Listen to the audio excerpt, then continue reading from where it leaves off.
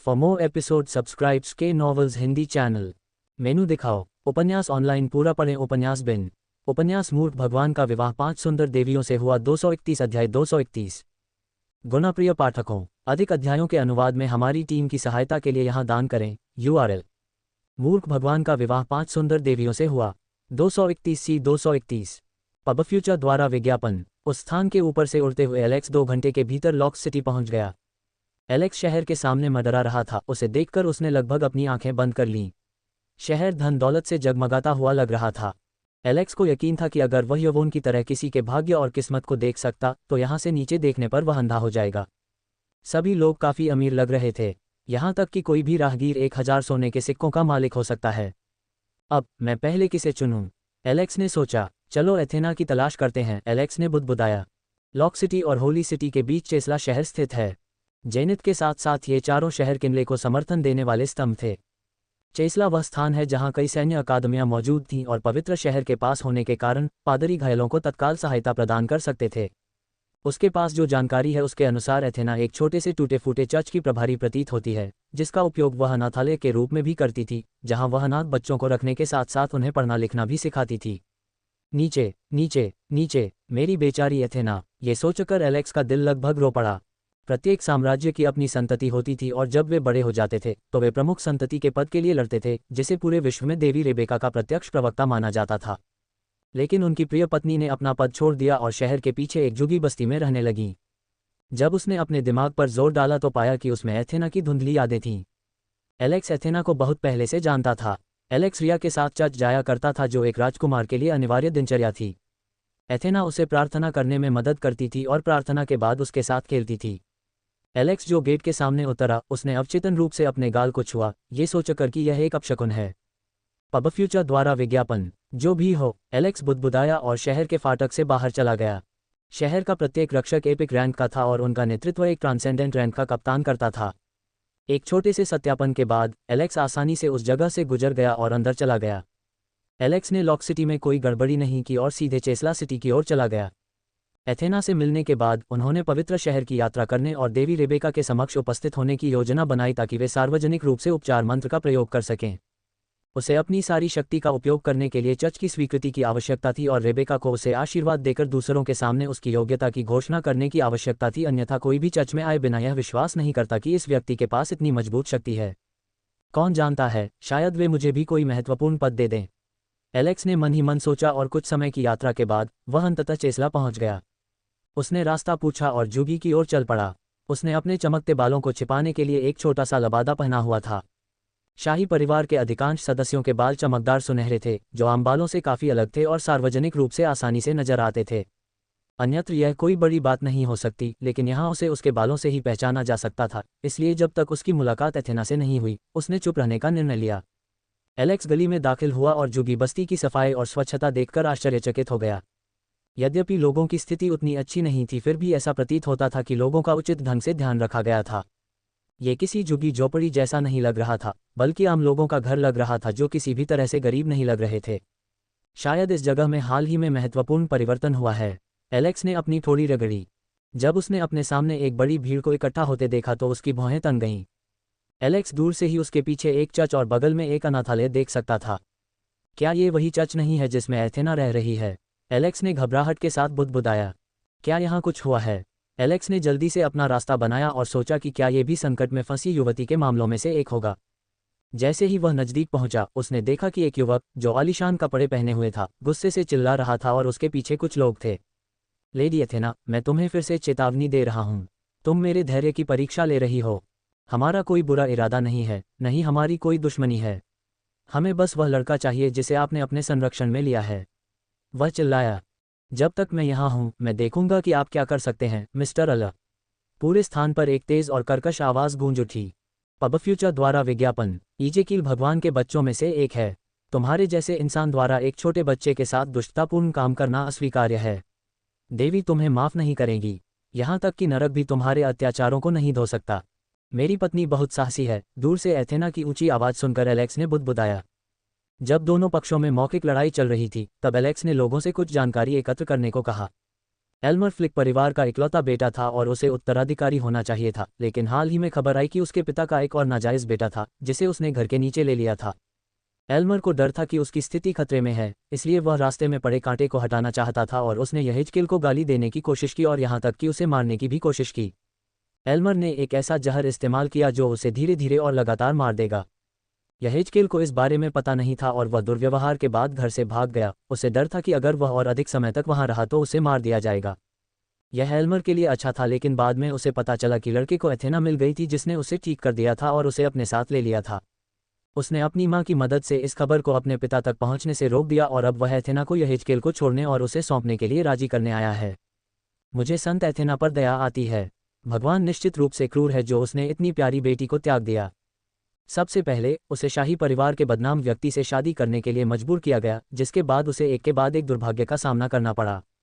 Alex ने लोगों की बातें सुनी और कुछ कहना चाहा, लेकिन लोग लगातार उसकी निंदा करते रहे।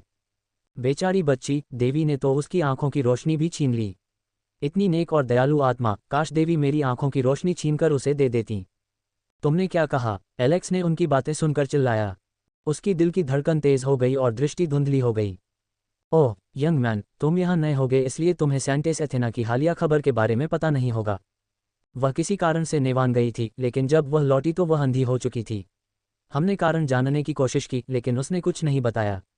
एलेक्स ने उन्हें शर्मिंदगी भरी नज़रों से देखा और अपनी मुट्ठी इतनी कसकर बंद कर ली कि उसमें से खून टपकने लगा।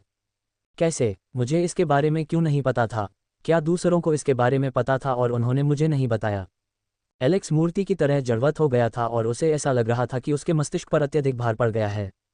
इसी समय एल्मर बहस करने के बाद जीतने में असमर्थ होने के कारण वापस जाने के लिए मुड़ा। वह जाते समय एथेना को जी भरकर कोसता रहा। लोग तितर बितर हो गए और जल्दी से रास्ता छोड़ दिया, लेकिन उसने अपने सामने खड़े एक आदमी को देखकर भौहें सिकोड़ लीं। उसे अपने सामने खड़े होकर अपना रास्ता रोकते हुए देखकर वह चिल्लाया, तुम्हारी हिम्मत कैसे हुई मेरा रास्ता रोकने की? पब फ्यूचर द्वारा विज्ञापन। संपर्क टॉस साइट मैप दान करें, मेनू दिखाओ। उपन्यास ऑनलाइन पूरा पढ़ें। उपन्यास बिन। उपन्यास मूर्ख भगवान का विवाह 5 सुंदर देवियों से हुआ 232 अध्याय 232। गुणप्रिय पाठकों, अधिक अध्यायों के अनुवाद में हमारी टीम की सहायता के लिए यहाँ दान करें। URL। मूर्ख भगवान का विवाह 5 सुंदर देवियों से हुआ 232 232। पब फ्यूचर द्वारा विज्ञापन। कुतिया, तुमने मेरे रास्ते में आने की हिम्मत की। क्या तुम्हें लगता है कि तुम अभी भी एक संत हो? बस रुको, मैं एक हत्यारे को काम पर रखकर तुम्हें और यहाँ के सभी बच्चों को मार डालूंगा। एल्मर ने नाराज स्वर में बड़बड़ाया। हालांकि वह धीरे से बुदबुदाया, लेकिन एलेक्स के कानों से यह बात छिपी नहीं रही। एलेक्स ने खोखली और बेजान आंखों से उस आदमी को देखा। एथेना की हालत के बारे में सुनकर वह काफी घुटन महसूस कर रहा था और किसी पर अपना गुस्सा निकालना चाहता था, और अब उपयुक्त लक्ष्य स्वयं ही उसके सामने आ रहा था। एल्मर एलेक्स की ओर चला गया और उसे ऐसे घूरने लगा जैसे एलेक्स कोई घिनौना कीड़ा हो। बेकार, मेरे रास्ते से हट जाओ, एल्मर चिल्लाया। लेकिन वह आदमी मानो बहरा था, वह एक इंच भी नहीं हिला और न ही उसने कोई प्रतिक्रिया दी। आप, मेरे प्रभु, मुझे उससे निपटने दो। मैं उसके हाथ पैर तोड़ दूंगा और उसे कूड़ेदान में फेंक दूंगा। उसके बगल में खड़ा एक गार्ड बुदबुदाया। नहीं, जरूरत नहीं है, मैं उससे निपट लूंगा। मुझे अपनी कुंठा निकालने के लिए एक उपयुक्त लक्ष्य मिल गया है। उसने बड़बड़ाया और बड़ी मुस्कान के साथ अपनी तलवार निकाली। सार्वजनिक रूप से हत्या करना अपराध है, लेकिन ये केवल आम लोगों पर लागू होता है, उनके जैसे महान व्यक्ति जो चाहे कर सकते हैं। इस बीच एथेना द्वारा शांत किए जा रहे बच्चों ने शोरगुल सुना। एक छोटी लड़की जो 6 साल की है ने एथेना की पोशाक खींच ली और बुदबुदाया, बहन एथेना, उस बुरे आदमी ने किसी को मारने के लिए अपनी तलवार निकाली है।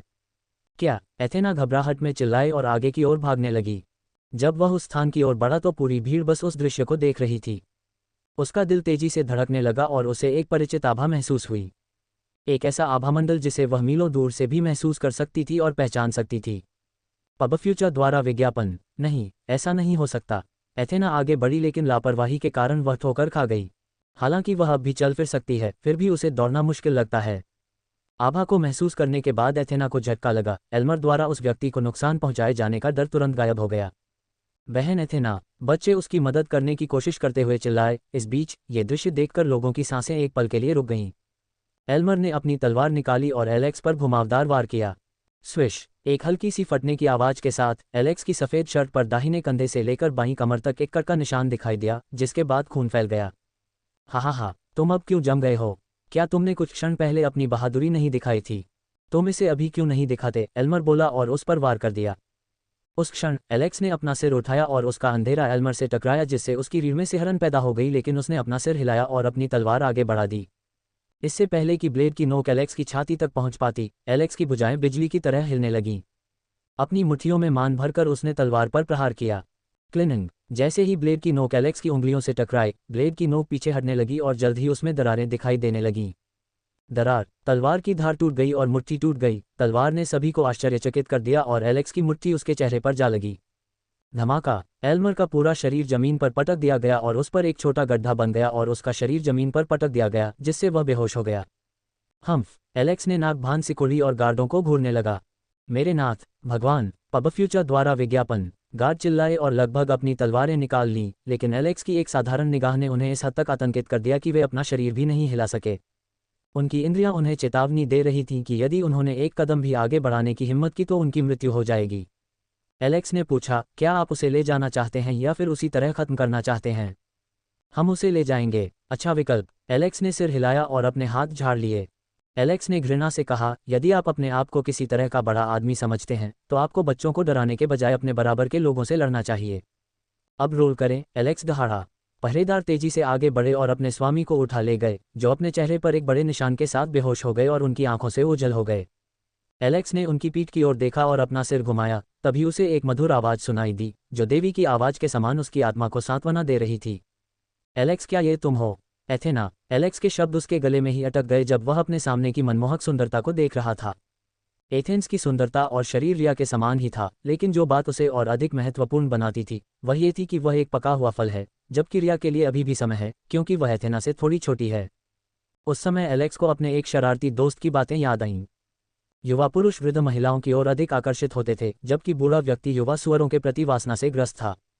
लेकिन उससे भी अधिक एथेना की आंखों पर बंधी पट्टी ने उसे पीड़ा पहुंचाई। जब एलेक्स ने एथेना को देखा तो उसने भी एलेक्स को घूर कर देखा। एथेना को पता था कि एलेक्स में कुछ परिवर्तन हुए हैं, लेकिन एलेक्स की आभा देखकर वह आश्चर्यचकित हो गया। एलेक्स की पहले की शुद्ध कोमल आभा के विपरीत एलेक्स की आभा में रक्त की प्रबल उपस्थिति थी।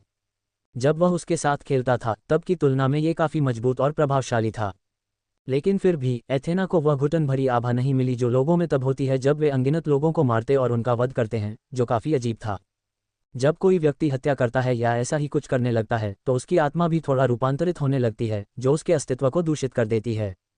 उदाहरण के लिए, किसी व्यक्ति को शुरू में हत्या करना हमेशा मुश्किल लगता है, लेकिन एक बार जब उसे इसकी आदत हो जाती है तो उसे दोबारा हत्या करने पर भावनाओं में ज़रा भी बदलाव नहीं दिखता। एक तरह से यह आत्मा ही थी जो व्यक्ति के साथ साथ बदलने लगी। उसने लाखों नहीं तो लाखों लोगों को मारा होगा, लेकिन उसने ऐसा कब किया और उसके बाद भी उसकी आत्मा में जो गर्मजोशी और सौम्यता थी उसमें कोई बदलाव नहीं आया। ऐसा लगता है जैसे उसके भीतर दो पहलू एक दूसरे से जुड़े हुए थे। एथेना ने अनुमान लगाया और विचलित करने वाले विचारों को दूर करने के लिए अपना सिर हिलाया। एलेक्स एथेना की ओर चला गया और बुदबुदाया, मुझे पता है कि तुम मेरी आभा महसूस कर सकती हो, भले ही तुम मुझे देख नहीं सकती हो। बड़ी बहन एथेना, मैं तुम्हें लेने वापस आया हूँ, एलेक्स ने नम आंखों से कहा। पबफ्यूचर द्वारा विज्ञापन। संपर्क टॉस साइट मैप दान करें, मेनू दिखाओ। उपन्यास ऑनलाइन पूरा पढ़ें। उपन्यास बिन। उपन्यास मूर्ख भगवान का विवाह 5 सुंदर देवियों से हुआ 233 अध्याय 233। गुणाप्रिय पाठकों, अधिक अध्यायों के अनुवाद में हमारी टीम की सहायता के लिए यहाँ दान करें। URL। मूर्ख भगवान का विवाह 5 सुंदर देवियों से हुआ 233 C 233। पबफ्यूचर द्वारा विज्ञापन। वहाँ एकत्र भीड़ अचानक शांत हो गई। कोई भी यह अनुमान नहीं लगा पा रहा था कि क्या हो रहा है और न ही वे इस अनमोल क्षण को बाधित करना चाहते थे। संत ने उनके लिए बहुत कुछ किया था और उनकी जीवन शैली को बेहतर बनाने में मदद की थी तथा उनके बच्चों को छोटी मोटी बीमारियों और दर्द से छुटकारा दिलाकर उन्हें आशीर्वाद दिया था। वे उसके चेहरे पर सच्ची मुस्कान और खुशी देख सकते थे। एथेना ने थोड़ा मुस्कुराकर अपनी ठुड्डी ऊपर उठाई। वह चाहती थी कि वह एलेक्स का वर्तमान रूप देख सके और जान सके कि एलेक्स कितना बदल गया है। एथेना ने अपना हाथ ऊपर उठाया जबकि एलेक्स ने अपना चेहरा नीचे कर लिया ताकि वह उसकी हथेलियों में पूरी तरह से फिट हो सके। मुझे तुम्हारे वो गोल मटोल गाल याद आते हैं, वह अफसोस के साथ बोली। 1 साल पहले तुम एक छोटे कद के और काफ़ी मोटे लड़के थे, लेकिन अब तुम बड़े हो गए हो और एक सुंदर लड़के बन गए हो। मैंने तुम्हें 10 साल की उम्र से देखा है। एथेना ने दुखी स्वर में कहा, मुझे खेद है कि मैं आपकी शानदार प्रगति को नहीं देख सकी। बहन, ये बड़ा भाई कौन है? उसके आसपास खड़े बच्चे दोनों को घेर कर एलेक्स को उत्सुकता से देखने लगे। एलेक्स को आश्चर्य हुआ कि एथेना उसे किस प्रकार संबोधित करेगी। वहाँ काफ़ी लोग हैं और यदि वह उसे एक परिचित के रूप में भी पेश करे तो भी उसे बुरा नहीं लगेगा। एथेना ने हंसते हुए कहा, बच्चे, ये बड़ा भाई कोई और नहीं बल्कि मेरा पति है। एथेना, एलेक्स उसे स्वीकार करते देख लगभग रो पड़ा। ओह, बच्चे बस एलेक्स को उम्मीद भरी निगाहों से देख रहे थे, लेकिन दृश्य देख रहे लोग लगभग पीठ के बल गिर पड़े। पब फ्यूचर द्वारा विज्ञापन। कई लोगों को तो सांस लेते समय ही दम घुटने लगा और कुछ को तो यह मजाक लगा। संत एथेना, आपका मतलब है कि यह सज्जन? एथेना ने सिर हिलाया और अपना हाथ ऊपर उठाया और एलेक्स ने उसे पकड़कर कसकर पकड़ लिया, मानो अगर उसने अपनी पकड़ ढीली कर दी तो एथेना भाग जाएगी। मुझे अपना परिचय देने दो। मैं एलेक्स वॉन लियोनहॉर्ट हूँ, नवस्थापित लियोनहॉर्ट साम्राज्य का राजा। आप सभी को जानकर अच्छा लगा, और मेरी प्यारी पत्नी की देखभाल करने के लिए आप सभी का धन्यवाद, एलेक्स ने झुककर कहा। लोग एक क्षण के लिए स्तब्ध रह गए और सोचने लगे कि क्या अफवाहें झूठी या मनगढ़ंत थीं, लेकिन एलेक्स ने स्वयं उन्हें आश्वस्त किया कि सब कुछ सच था और देवी की दया और आशीर्वाद के कारण उसका जीवन बदल गया। कुछ देर तक उनके साथ बातचीत करने के बाद एलेक्स एथेना के पीछे उसके कमरे में चला गया, जबकि बच्चे अनाथालय में चले गए ताकि उन्हें कुछ गोपनीयता मिल सके।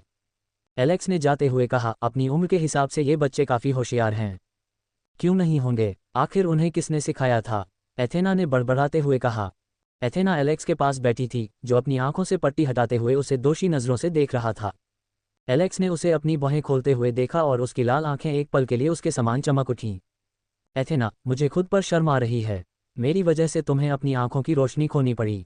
एथेना ने आश्वासन दिया, ये बस अस्थायी है। आप आंखों पर पट्टी क्यों बांधते हैं? क्या ये थोड़ा असुविधाजनक नहीं है?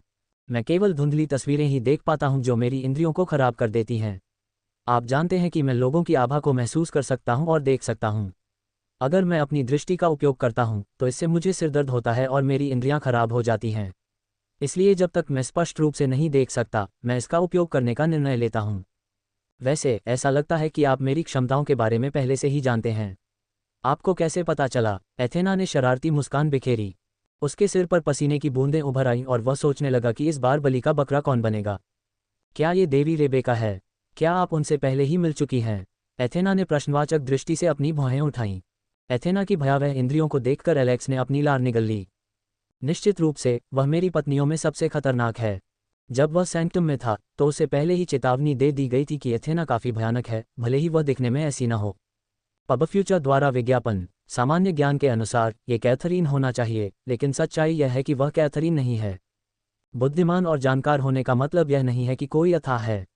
एक वैज्ञानिक और विद्वान जिसने अपना पूरा जीवन अध्ययन के लिए समर्पित कर दिया है, हो सकता है कि अन्य मामलों में सामान्य ज्ञान की कमी हो, जिससे वे सुस्त हो जाते हैं और उन्हें दूसरों से घुलना मिलना मुश्किल लगता है, लेकिन क्या इसका मतलब यह है कि वे मूर्ख हैं?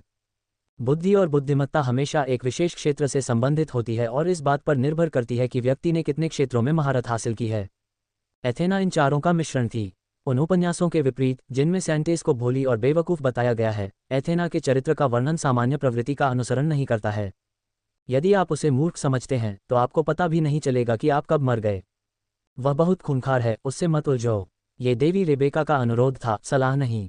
एलेक्स ने आह भरी और बस अपना सिर हिला दिया। मैं देख रहा हूँ, मैं पहले से ही आप में देवी की उपस्थिति देख सकता हूँ। तुम्हारे पास आड़ू की तेज गंध भी है, जो इस बात का सबूत है कि उसने तुम्हें आशीर्वाद दिया है। सच में? एलेक्स ने आश्चर्य से पूछा और खुद को सूंघा। ये पहली बार था जब उसने ऐसा कुछ सुना था। आपकी अगली योजना क्या है एलेक्स? मैं आपके साथ चर्च जाना चाहता था और फिर यवोन से मिलना चाहता था।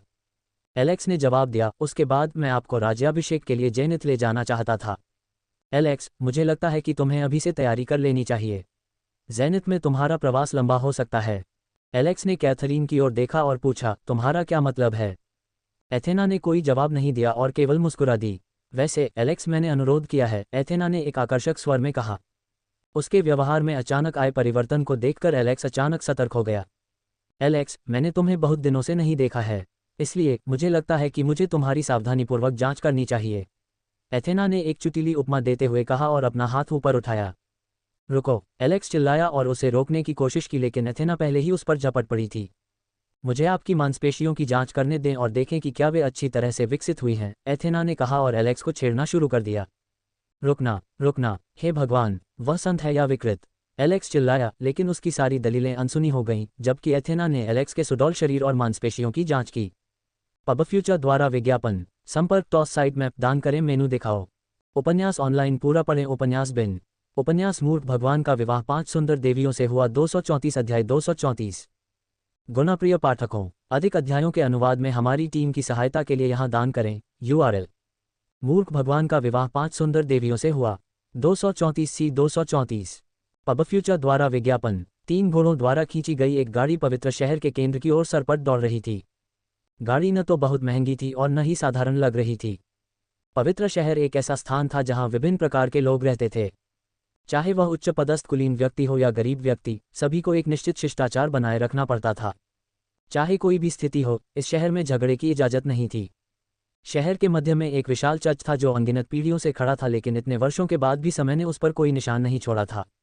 लोगों को यह नहीं पता था कि यह रखरखाव के कारण है या देवी का निवास स्थान होने के कारण, लेकिन ये स्थान ऐसा दिखता था जैसे हाल ही में इसका निर्माण हुआ हो। एलेक्स जैसे ही परिधि में प्रवेश किया, उसे अपने हृदय में शांति का अनुभव हुआ। अस्थिर हृदय वाले किसी व्यक्ति के लिए जो शांति का क्षण चाहता हो, यह स्थान सर्वोत्तम था। जैसे ही गाड़ी रुकी, एथेना और एलेक्स नीचे उतरे। आसपास के लोगों ने जैसे ही एथेना को देखा, उनके कदम रुक गए और उसके बगल में खड़े व्यक्ति ने भी उनकी जिज्ञासा जगा दी। एथेना एलेक्स के पीछे पीछे चली आई, जैसे वह एक आज्ञाकारी बच्चे को खो जाने का डर हो।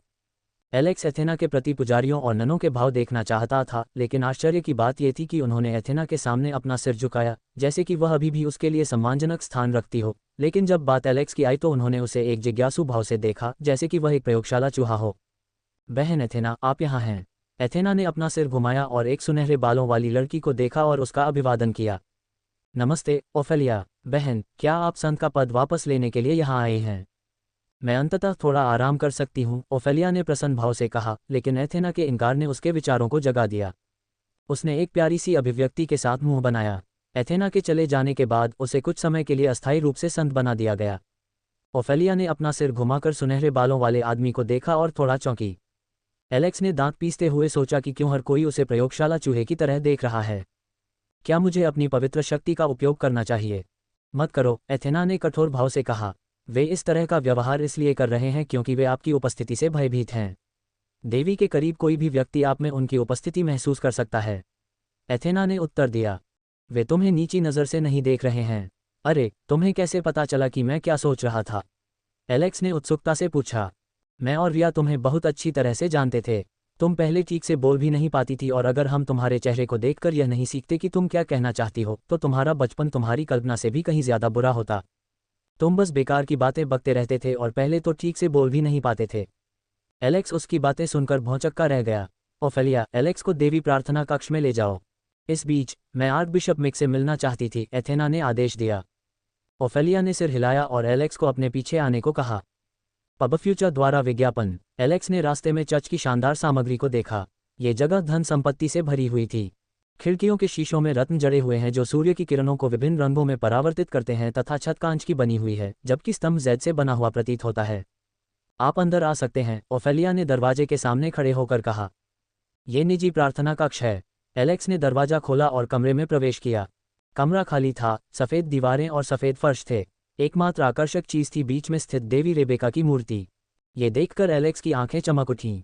हे भगवान, ये प्रतिमा किस प्रकार की सामग्री से बनी है? एलेक्स मूर्ति की ओर चला गया और उसकी आंखें चमक उठीं जब उसने बुदबुदाया, मुझे इसमें से कुछ सामग्री निकालकर अच्छे दाम पर बेचनी चाहिए। हे, धमाका! अचानक एलेक्स पर बिजली गिरी और उसके बाद एक परेशान करने वाली आवाज आई। नासमझ बच्चे, क्या तुमने वो सारे शिष्टाचार जला दिए जो हमने तुम्हें सिखाए थे? बकवास! किस तरह से पूरे दिन पिटाई और सभी प्रकार के हथियारों से प्रताड़ित होना शिष्टाचार सीखने के रूप में समझा जाता है। इसके अलावा मैं तुम्हारी मूर्ति को थोड़ा पीसकर पवित्र पाउडर बेचूंगा। इसमें क्या गड़बड़ है? एलेक्स ने बड़बड़ाते हुए कहा। यदि तुमने मेरी मूर्ति को छूने की हिम्मत की तो मैं तुम्हें विधर्मी घोषित कर दूंगी, देवी रेबेका ने धमकी दी। देखता हूं तुम ये कैसे करते हो। मैं तुम्हारी प्यारी बेटी को भी कीचड़ में घसीट लूंगा। तुम भेड़िए हो। तुम उन हाथों को काटने की हिम्मत करते हो जो तुम्हें खाना खिलाते हैं। मैं न केवल काटने की हिम्मत रखता हूं बल्कि मैं इसे चबाकर निगल भी सकता हूं। तो चलो बकवास बंद करो।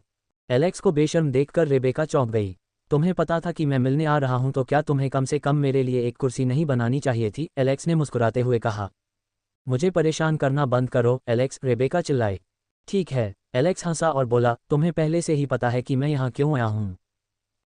तो मैं आपसे पूछता हूँ कि वे मुझे इस तरह क्यों घूर रहे हैं? एलेक्स ने पूछा। ऐसा इसलिए है क्योंकि आपके पास जो आशीर्वाद है उसे कोई आपके स्तर पर अपना नहीं सकता। आपके शरीर में मौजूद आशीर्वाद एक पौराणिक रैंक के योद्धा को मारने के लिए पर्याप्त है। एलेक्स ने पलकें झपकाईं और आश्चर्य से पूछा, आशीर्वाद कब से लोगों को मारने लगा? बहुत ज़्यादा सब कुछ बुरा है। अगर आप बहुत ज़्यादा खाते हैं तो आपको बीमार महसूस होना चाहिए। अगर एक शरीर बोझ नहीं उठा सकता तो मजबूत आशीर्वाद शरीर को नुकसान पहुंचा सकते हैं और जला सकते हैं। देवी रेबेका ने बड़बड़ाया। अच्छा ऐसा है अलेक्सा, हाल ही में मनुष्यों ने अंधकार के क्षेत्र पर हमला करने के लिए एक टीम बनाई है। पब फ्यूचर द्वारा विज्ञापन। एलेक्स की आंखें बड़ी हो गईं और वह आश्चर्यचकित भाव से प्रतिमा को देखने लगा। एलेक्स को पता था कि अंधकार का क्षेत्र और अंधकार के देवता, देवी और दुनिया के लिए एक निश्चित खतरा है। उसने ये भी अनुमान लगाया कि उसे इसलिए प्रशिक्षित किया गया था ताकि वह उनसे लड़ सके और इस राज्य की रक्षा कर सके। एक तरह से वह उनका हथियार था। परिणाम क्या था? 3 अधिपति योद्धाओं के साथ 6 सर्वोच्च योद्धाओं की मृत्यु हो गई। सौभाग्य से सबसे शक्तिशाली मानव योद्धा मौजूद था, अन्यथा सभी मर जाते। उन्होंने जाने से पहले हमारी राय भी नहीं ली। हम अंधेरे के दायरे में झांक नहीं सकते, इसलिए हमें नहीं पता कि लड़ाई कैसे हुई, लेकिन उनकी प्रतिक्रिया को देखते हुए इसे मनुष्यों की जीत माना जा सकता है। देवी रेबेका ने बताया। मुझे नहीं पता कि इसे विजय कहा जा सकता है या नहीं देवी, एलेक्स ने गंभीर भाव से कहा। मानवीय पक्ष में शक्ति संतुलन को थोड़ी हानि अवश्य हुई होगी। मानव पक्ष में अभी भी बहुत सारे मजबूत विरोधी हैं, हालांकि उनके लिए इस स्थान पर प्रवेश करना काफी आत्मघाती था। देवी रेबेका ने बड़बड़ाते हुए कहा, यह सिर्फ एक ऐसे व्यक्ति के कारण हुआ जो बदला लेने पर तुला हुआ था और अंततः चीजें इस तरह घटित हुईं। गरीब लोगों ने दुनिया के लिए अपनी जान कुर्बान कर दी और किसी को इसके बारे में पता ही नहीं चला।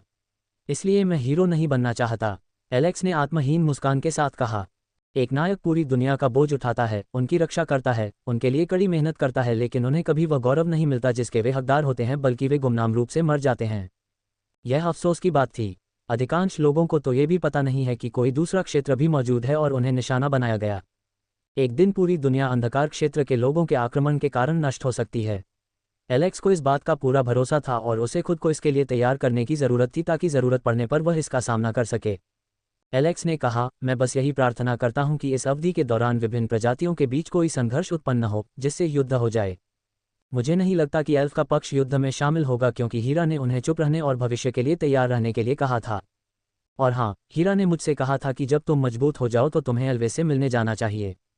प्रकृति की देवी मुझसे क्या चाहती थी? वह चाहती है कि तुम विश्व वृक्ष को पुनर्जीवित करो। यह अंधकार क्षेत्र के लोगों द्वारा इसे भ्रष्ट करने की कोशिश के कारण मुरझा गया था। मैं इसे कैसे पुनर्जीवित कर सकता हूँ? एलेक्स ने पूछा। तुम्हारे पास बहुत सारा आशीर्वाद है। सिस्टम ने इसे संग्रहित किया था और तुम इसे पेड़ के साथ थोड़ा सा साझा करोगे। तुम दुनिया के एकमात्र व्यक्ति हो जिसे बड़े और छोटे सहित लगभग सभी देवी देवताओं का आशीर्वाद मिला है। भगवान मेरी गांड को आशीर्वाद दे। तुम मेरे कंधे पर बंदूक रखकर ट्रिगर खींच रहे हो। क्या तुम मुझे मूर्ख या भोला बच्चा समझते हो? मेरा ज्ञान अनगिनत उपन्यास और मंगा पढ़कर बड़ा है। तुम मुझे मूर्ख नहीं बना सकते। मुझे समझ आ गया। सिस्टम एक पावर बैंक है, मैं एक चाचा हूं और वर्ल्ड ट्री एक फ़ोन है। क्या? कुछ नहीं, एलेक्स ने अपना सिर हिलाया। वैसे मैं रिया के बारे में बात करना चाहता था, एलेक्स ने कहा। देवी, क्या आप रिया के जन्म या उसके माता पिता के बारे में जानती हैं? मुझे लगता है कि रिया थोड़ी अलग है। उसके पास केवल वासना की देवी की शक्ति होनी चाहिए, लेकिन उसके छिपाने के कौशल काफ़ी बेहतर हैं। पहले तो मैंने सोचा कि ऐसा उनकी कला के कारण हो रहा है, लेकिन जितना मैंने इसे देखा उतना ही मुझे इसमें कुछ अजीब बात नजर आई। ऐसा लग रहा था कि उसके पास अंधेरे की शक्ति थी और वह छाया को इस तरह नियंत्रित कर सकती थी जैसे कि वह खुद पर छाया बना रही हो। मैं ये पुष्टि करना चाहता था कि क्या ये सही है या मैं गलत हूँ। देवी रेबेका एक क्षण के लिए चुप रहीं। मुझे उस पर संदेह नहीं है और न ही मैं उसकी शक्तियों से थकी हुई हूँ। मैं बस ये जानना चाहती थी कि क्या उनके और उसके बीच कोई संबंध है। तुम्हें और रिया दोनों को ये पता लगाना होगा। यह उसकी जिंदगी का हिस्सा है। इसका मतलब है कि उसके पास अंधेरे की शक्ति है, एलेक्स ने मुस्कुराते हुए कहा। ये जानकर कि उसकी पत्नी में बहुत शक्ति है, उससे अधिक प्रसन्न कौन हो सकता है। ठीक है, चलो सब खत्म करते हैं। देवी रेबेका, अब से चर्च में तुम्हारी एक विशेष पहचान होगी। मेरी प्रतिष्ठा को धूमिल मत करो, उसने बड़बड़ाते हुए कहा और उसकी प्रतिमा चमक उठी। पूरा स्थान प्रकाशित हो जाता है और चर्च से प्रकाश का एक स्तंभ निकलता है जिसे देखकर सभी लोग आश्चर्यचकित हो जाते हैं। पब फ्यूचर द्वारा विज्ञापन। संपर्क टॉस साइट मैप दान करें, मेनू दिखाओ। उपन्यास ऑनलाइन पूरा पढ़ें। उपन्यास बिन। उपन्यास मूर्ख भगवान का विवाह 5 सुंदर देवियों से हुआ 235 अध्याय 235। गुणाप्रिय पाठकों, अधिक अध्यायों के अनुवाद में हमारी टीम की सहायता के लिए यहाँ दान करें। URL। मूर्ख भगवान का विवाह 5 सुंदर देवियों से हुआ 235 235। पब फ्यूचर द्वारा विज्ञापन। पूरे चर्च में घंटियों की तेज आवाज के साथ पवित्र भजन गूंजने लगे। देवी रेबेका ने कुछ बुदबुदाया और एलेक्स चाहकर भी उसे सुन नहीं पाया। क्या वह मेरे साथ कोई चाल खेल रही है?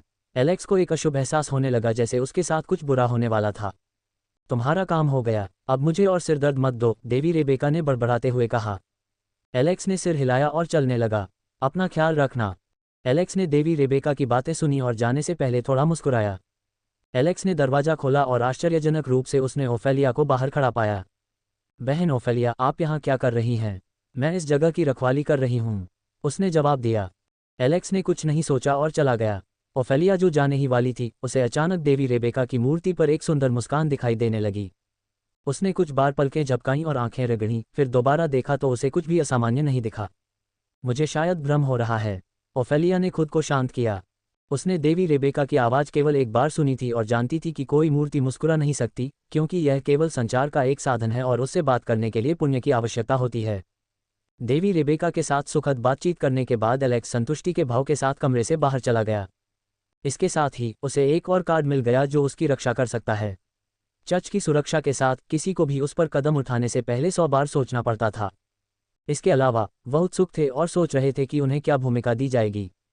लेकिन इसका मतलब यह नहीं था कि वह मुसीबत से बाहर था, क्योंकि दुनिया बहुत सारे मूर्खों से भरी हुई थी। जैसे ही एलेक्स हॉल में गया, उसने देखा कि कई पादरी और नन उसके सामने आए और उसके सामने अपना सिर झुकाया।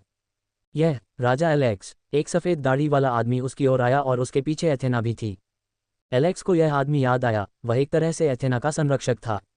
एलेक्स ने अपना सिर आगे झुकाकर उसका अभिवादन किया। आर्कबिशप मिक ने मुस्कुराते हुए कहा, पवित्र पुत्र की उपाधि मिलने पर बधाई। एलेक्स की भौहें सिकुड़ गईं और एक क्षण के लिए उसका चेहरा बदसूरत हो गया, लेकिन जल्द ही उसका चेहरा सामान्य हो गया। एथेना ने अपनी हंसी रोकने की कोशिश की क्योंकि उसे लगा कि एलेक्स ने ऐसा सोचा होगा। जबकि संत और पोप धार्मिक कार्यों से निपटते हैं, पवित्र पुत्र वह होता है जो राजपूतों को आदेश देता है और एक तरह से चर्च की सैन्य शक्ति का प्रतिनिधित्व करता है। वह जांचकर्ता के साथ मिलकर विधर्मियों और अन्य परेशानियों से निपटता है, जबकि चर्च के सदस्य अपना समय शिक्षा देने और प्रार्थना करने में बिताते हैं। पवित्र पुत्र चर्च के नाम पर सभी प्रकार की समस्याओं और झगड़ों से निपटता है। आम भाषा में कहें तो वे चर्च के गुलाम या पालतू कुत्ते के अलावा कुछ नहीं थे। पब फ्यूचर द्वारा विज्ञापन। एलेक्स को यकीन था कि देवी रेबेका उससे बदला ले रही थी, इसलिए मैं घोषणा पत्र नहीं सुन पाया।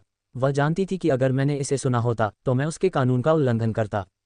धन्यवाद आर्कबिशप, एलेक्स ने मुस्कुराकर उनका अभिवादन किया। लेकिन मुझे लगता है कि यह मेरे लिए बहुत ज़्यादा है और मैं इस तरह की नौकरी के लिए उपयुक्त नहीं हूँ। आपको इस बारे में सोचने के लिए समय निकालना चाहिए। भले ही आप पवित्र पुत्र न बने, लेकिन आपके साथ एक पवित्र पुत्र की तरह व्यवहार किया जाएगा, क्योंकि यह सब देवी ने तय किया था। हमारे हाथ में कुछ भी नहीं है, आर्चबिशप मिक ने कहा। एलेक्स ने आह भरी और इसे भाग्य पर छोड़ दिया। मैं आपकी सुखद यात्रा की कामना करता हूँ, राजा एलेक्स।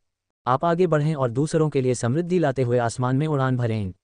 आर्कबिशप ने एलेक्स की ओर हाथ बढ़ाने के लिए अपना हाथ उठाया।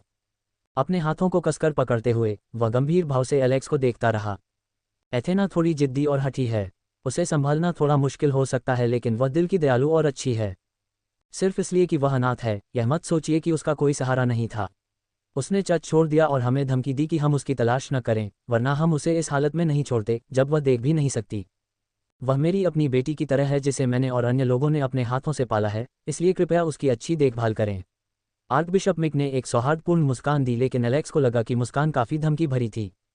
अपनी क्षमताओं के बारे में शेखी बघारने के बजाय एलेक्स ने बस अपना सिर हिला दिया। अन्य लोगों से मिलने के बाद एलेक्स और एथेना चर्च से चले गए। एलेक्स अभी भी बिशप के शब्दों के बारे में सोच रहा था। पुरुषों को मुश्किल समय का सामना करना पड़ा। पहले ये 5 देवियां थीं और अब आर्कबिशप। चर्च का कार्डिनल भी उसका भाई है और वह भी एथेना को अपनी बेटी की तरह मानता है। यहाँ तक कि उसकी बहन भी उसके पक्ष में नहीं थी और उसे अपनी पत्नियों के साथ अच्छा व्यवहार करने की धमकी दे रही थी। वह दिन कब आएगा जब पत्नियों से अपने पतियों की देखभाल करने को कहा जाएगा? हम सभी पतियों को इस तरह की धमकी क्यों दी जाती है? ऐसा नहीं है कि सभी पुरुष गंदे होते हैं। सुबकी कोई भी मेरे पक्ष में नहीं है। तुम अब भी मेरे पास हो। मैं हमेशा तुम्हारे साथ हूँ और तुम्हारा पूरा ख्याल रखूंगा। एलेक्स का चेहरा सख्त हो गया और वह चकित भाव से एथेना को देखने लगा। एथेना, क्या तुम्हारे पास मन पढ़ने की शक्ति है या टेलीपैथी? झूठ मत बोलो कि तुम मेरे भाव पढ़ सकती हो। एलेक्स की बातें सुनकर एथेना जोर से हंस पड़ी। बस बात यह है कि आपकी भावनाएं जटिल नहीं हैं और आप अपने आंतरिक विचारों को ठीक से छिपा नहीं पा रहे हैं। एथेना मुस्कुराई, जो काफ़ी आकर्षक लग रही थी।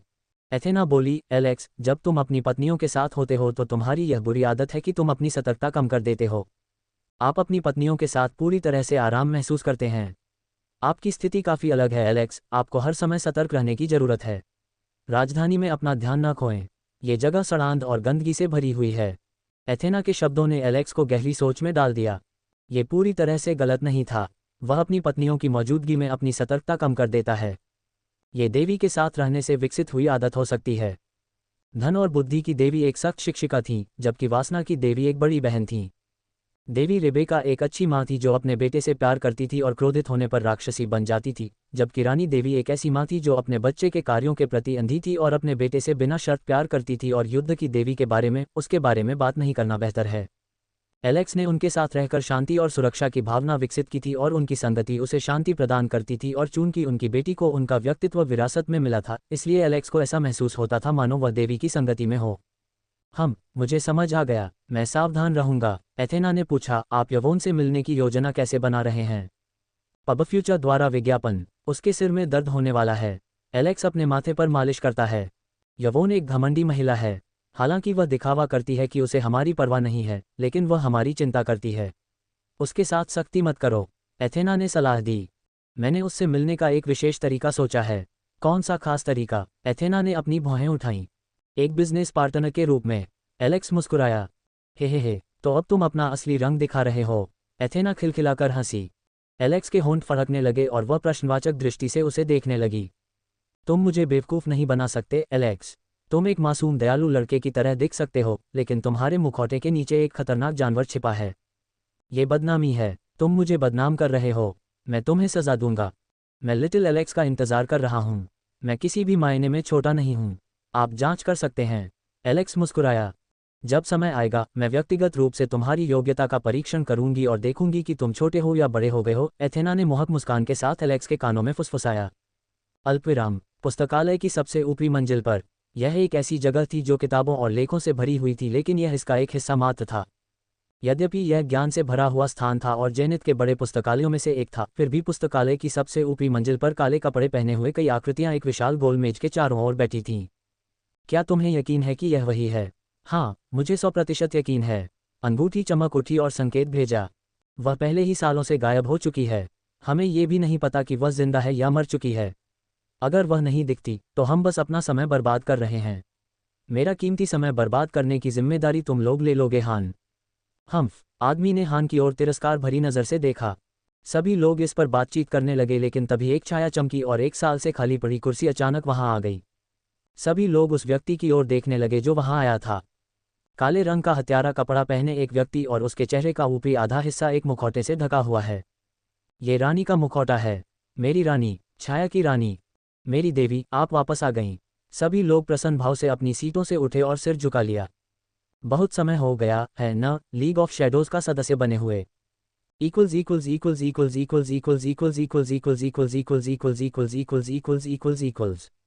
टिप्पणी। मैंने मिक का पद बिशप से बदलकर आर्क बिशप कर दिया है और चर्च अथॉरिटी का पद इस प्रकार है: डेकन, पुजारी, बिशप, मुख्य धर्माध्यक्ष, कार्डिनल, पोप। पबफ्यूचर द्वारा विज्ञापन। संपर्क टॉस साइट मैप दान करें, मेनू दिखाओ। उपन्यास ऑनलाइन पूरा पढ़ें। उपन्यास बिन। उपन्यास मूर्ख भगवान का विवाह 5 सुंदर देवियों से हुआ 236 अध्याय 236। गुणप्रिय पाठकों, अधिक अध्यायों के अनुवाद में हमारी टीम की सहायता के लिए यहाँ दान करें। URL: मूर्ख भगवान का विवाह 5 सुंदर देवियों से हुआ 236 236। पबफ्यूचर द्वारा विज्ञापन। छाया की तरह कहीं से एक आकृति प्रकट हुई और नेता की सीट पर अपना स्थान ले लिया। उनके दिल में जो संदेह था कि क्या कोई रानी का वेश धारण कर रहा है, वह संदेह उस रूप को देखते ही दूर हो गया। बर्फीली ठंडी आंखें, तीखी निगाहें, खंजर की तरह, जो ऐसी निर्दयता प्रकट करती हैं कि हड्डी भी जमा सकती है।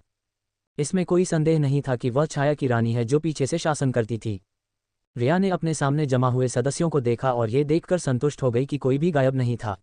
अगर आज उसे पता चले कि कोई उसकी अनुपस्थिति में संगठन छोड़कर चला गया है या उसने संगठन को धोखा दिया है, तो वह संदेश देने के लिए खुद ही उसका सिर काट लेगी। प्रसिद्धि और उपाधि प्राप्त करने के बाद रिया ने एक छोटा सा स्वतंत्र संगठन बनाने का निर्णय लिया जो अपनी इच्छानुसार कार्य करने के लिए स्वतंत्र हो, लेकिन जरूरत पड़ने पर उसे उसकी पुकार पर प्रतिक्रिया देनी होगी और उसके आदेशों का पालन करना होगा। उनमें से लगभग सभी बड़े हत्यारा संगठनों के लिए काम करते हैं और उनमें से कई को किसी न किसी तरह से बचाया गया या उनकी मदद की गई।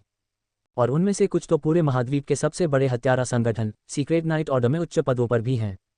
रिया ने अपनी बाहें बगल पर टिका दी और अपनी ठोड़ी को ऊपर उठाकर एक भयावह मुस्कान बिखेरी और बोली, आप सभी हैरान क्यों हैं? क्या आपने सोचा था कि मैं सिर्फ इसलिए संपर्क से बाहर हो जाऊंगी क्योंकि मैंने बिजनेस में ब्रेक ले लिया है? उसका इशारा पाते ही सभी ने डरकर अपना सिर हिलाया और बैठ गए। मैं सीधे मुद्दे पर आऊंगा। क्या किसी ने उस पर हत्या का आदेश या इनाम रखने की मांग की थी? वे जानते थे कि वह किसकी बात कर रही थी और उन्होंने उन बातों को याद करने की कोशिश की। महारानी, मुझे नहीं लगता कि अब तक उन पर कोई आदेश जारी हुआ है। रिया ने अपनी भौहें उठाईं और पूछा, क्या तुम्हें यकीन है या तुम सब वो काम भूल गए जो मैंने तुम्हें दिया था? पब फ्यूचर द्वारा विज्ञापन। वहां उपस्थित लोगों के पसीने छूट गए और वे डर के मारे लार निगलने लगे, क्योंकि यदि कोई आदेश जारी हुआ और उन्हें इसकी जानकारी नहीं थी तो उन्हें यकीन था कि वे यहाँ ताबूत में जाएंगे। मुझे इस बात का पूरा यकीन है। अगर आपको संदेह है तो मैं खुफिया जानकारी देखने की कोशिश करूंगा। रिया ने अपनी नज़रें फेर लीं और मामले को आगे बढ़ाना बंद कर दिया। मुझे पता था, मैं आप पर भरोसा कर सकता हूं, अंकल मैग। मैग ने उसकी पुष्टि मिलने के बाद अपने माथे से पसीना पोंछा। यद्यपि वह अर्धसंत राज्य का शक्तिशाली व्यक्ति था, फिर भी वह उससे डरता था। उसे अभी भी वह तूफानी रात याद है जब उसने 3 संत क्षेत्र के शक्तिशाली लोगों का वध किया था और पूरे कुलीन घराने को मिटा दिया था। उसकी शक्ति ज्वालामुखी की तरह फूट पड़ी और एक पल में मिथकीय रैंक तक बढ़ गई और उसके चेहरे पर भयावह राक्षसी नज़र उसकी यादों में गहराई से अंकित हो गई और कभी कभी उसे अभी भी इसके बारे में बुरे सपने आते हैं। यह इतना बड़ा मामला था कि इससे पूरे साम्राज्य का ध्यान उसकी ओर आ सकता था, लेकिन गुप्त रात्रि आदेश के नेता ने व्यक्तिगत रूप से जानकारी को अवरुद्ध कर दिया और दोष किसी अन्य पर डाल दिया गया। नेता काफी रहस्यमयी व्यक्ति था और उसके बारे में किसी को पता नहीं था और न ही उसे देखा था। ऐसा कहा जाता है कि उसे देखने के बाद कोई भी जीवित नहीं बचा। वह चाहे राजा हो, कुलीन हो या सड़क पर कोई विक्रेता हो, लेकिन भले ही उसकी पहचान गुमनाम रही हो, फिर भी उसने इतना विशाल संगठन खड़ा किया। जिस रात क्वीन ने उत्पात मचाया था उसे बाद में ऑर्डर ऑफ नाइट ब्लड के नाम से जाना गया। ये भी एक कारण था कि उन्होंने अपना सिर झुकाकर उसके साथ काम करने का फैसला किया। रानी, क्या आप कृपया हमें बता सकती हैं कि आप कहाँ गायब हो गई हैं और क्या आप अब से नियमित रूप से दिखाई देंगी और काम फिर से शुरू करेंगी? रिया ने रॉब नाम के लड़के की तरफ देखा और कहा, रॉब, क्या मैंने कभी तुमसे पूछा है कि तुम अपने खाली समय में क्या करते हो या क्या मैंने तुम्हारे काम में हस्तक्षेप किया है? रॉब ने अपनी लार निगल ली और अपना सिर हिलाया। और जहां तक आपके दूसरे सवाल का सवाल है, अगर परिस्थिति की मांग होगी तो मैं हाजिर हो जाऊंगी, लेकिन मुझे नहीं लगता कि मैं अब हत्यारे के तौर पर काम करूंगी। रिया ने सभी की उत्सुक निगाहों का जवाब दिया। लेकिन रानी, क्या होगा अगर नेता आपको हत्यारे के रूप में काम करने का आदेश दे या मजबूर करे? रिया के चेहरे पर ठंडक छा गई और उसकी आंखों में जानलेवा चमक आ गई। वह नहीं होगा। पब फ्यूचर द्वारा विज्ञापन। मुझे नहीं पता कि एलेक्स के साथ तुम्हारा क्या रिश्ता है। मेरा मतलब है प्रिंस एलेक्स। हान, जिसकी जुबान अभी अभी फिसली थी, लगभग अपनी पैंट गीला कर रहा था, उसने रिया की खोखली आंखों को देखा। यह आदमी मरना चाहता है। पूरे संगठन में हर कोई जानता है कि आप एलेक्स का अनादर नहीं कर सकते या उसका नाम लापरवाही से नहीं पुकार सकते। हाँ, आप ऐसा कर सकते हैं यदि आप में इस्पात जैसी हिम्मत है और आप अगले दिन नरक में जागना चाहते हैं। मैग ने स्थिति को सामान्य करने के लिए थोड़ा खांसा और बोली, रानी, मुझे एक बात की चिंता है। मैं प्रिंस एलेक्स के रिश्ते के बारे में नहीं पूछ रहा हूं, लेकिन हम आपके समाधान के बारे में जानना चाहते थे। पहले उन पर हत्या के आदेश बड़ी ताकतों से नहीं आते थे, लेकिन अब चूंकि प्रिंस एलेक्स अभी भी बढ़ रहा है और खिताब वापस पाने की संभावनाएं हैं, इसलिए उन पर हत्या के आदेश बड़ी ताकतों से आने की संभावना है। अगर सामने वाली पार्टी बहुत बड़ी है तो हम उसे अस्वीकार नहीं कर सकते, नहीं तो हम उनके गुस्से का शिकार हो जाएंगे और मारे जाएंगे। हालांकि हमारा संगठन इतना कमजोर नहीं है कि उसे उखाड़ फेंका जा सके, लेकिन मैं उन लोगों में से हूं जिनके हितों में टकराव होता है और जो आसान रास्ता अपनाते हैं। मैग ने चिंतित भाव से समझाया, यहाँ उपस्थित सभी लोग उच्च स्थान पर हैं, लेकिन जब मामला बिगड़ जाता है तो निर्णय नेता द्वारा लिया जाएगा और हम उसे प्रभावित नहीं कर सकते। रिया ने आह भरी और शून्य भाव से छत की ओर देखने लगी। इसी बात को लेकर वह चिंतित थी। एलेक्स का विकास असाधारण था और यदि वह अपना खिताब वापस पा लेता है तो अन्य लोग इसे स्वीकार नहीं करेंगे, क्योंकि सिंहासन का एक और सदस्य उनके लिए और अधिक कठिनाई पैदा कर देगा। यह मुख्य समस्या नहीं थी, बल्कि असली समस्या सुरक्षा में थी। शाही परिवार के हर सदस्य के पास अपनी सेना थी और शाही शूरवीर उनकी देखभाल करते थे। ऐसा नहीं है कि उन्हें किसी हत्यारे का सामना नहीं करना पड़ा, बल्कि यह सब विफल रहा, लेकिन एलेक्स के पास उस तरह की ताकत नहीं थी। राजकुमार बनने के बाद उसे अपना दस्ता और रक्षक मिल सकता है, लेकिन क्या राजकुमार की तरफ से दूसरे पक्ष के लोग ऐसा होने का इंतजार करेंगे? इसके अलावा एलेक्स को मारना एक पत्थर से दो पक्षियों को मारने जैसा है। चूंकि शाही परिवार के पास भाई बहनों को न मारने के सख्त नियम थे, इसलिए कोई भी इस मौके का इस्तेमाल दूसरे पर दोष लगाने और उसे राजगद्दी की दौड़ से अयोग्य ठहराने के लिए कर सकता है। और इस प्रकार की स्थिति में सम्राट द्वारा एलेक्स को राजधानी में बुलाना एक भेड़ को बाघ की मांद में जाने के लिए कहने के समान था। वह जितना अधिक सोचती, वह उतना ही अधिक बेचैन होता जाता। रिया खड़ी हुई और आदेश दिया, अगर ऐसी स्थिति होती है तो आपको मुझे रिपोर्ट करना होगा। मुझे रिंग के जरिए सिग्नल भेजो।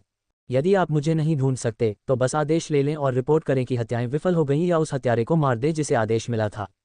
रिया की आकृति धीरे धीरे छाया में बदल गई और वह एक वाक्य छोड़कर उनकी नज़रों से ओझल हो गई।